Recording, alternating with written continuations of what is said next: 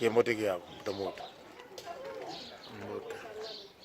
Putamutu ukisunzula kumbwa kunani nge. Vova kikongo vo kuze vova kikongo kungi. Kise vova kikongo kwa kasi ngwa iwango. Ewa kindinga vova ngengeye. Kumaboto mokene ngeye mono. Lingala and France and English. Okay. Ewa ngeye mono to vovena muna dingala. No, muna English. To vovena ngeye muna dingala. Ewa zole kugivule ngeye kumbwa kunani. Lingala. Ukisunzula kumbwa kunani ngeye. Kumula ngai Nestor Kanka.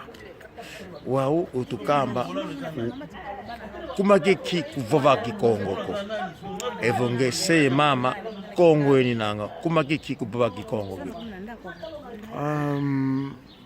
juste moi manquement ya kusala effort ya koyeba langue yango moto esalaki ndenge wana mais nayokaka yango très bien mais nayebi ke na futur vraiment na kusala effort wana naloba yango. Ewa esedi yako musiko papa na ngai aza Mukongo Mutandu Munderi et puis maman na ngai azali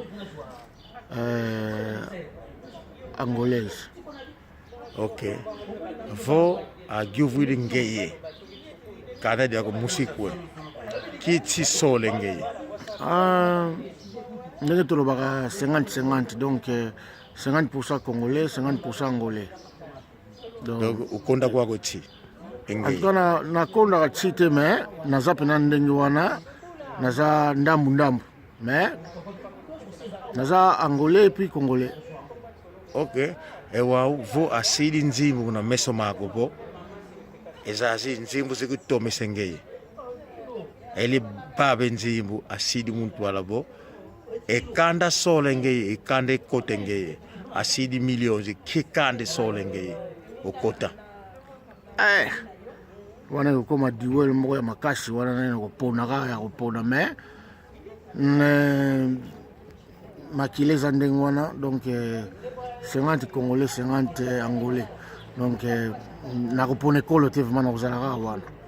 Ewau kilongi linavani kako watu eninange diambu ulinange diawe ngebo ese yengudi kakanda di mosiko makanda mamole kilongi vani kako wao ozola ngudi ozola se vo ozola se ozola ngudi vo mosi sole ngeye.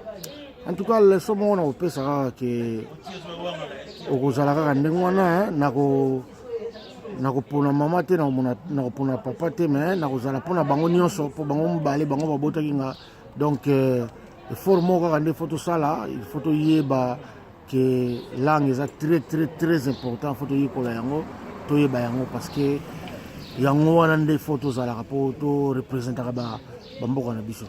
Wao kievata kalange kievata ulinange.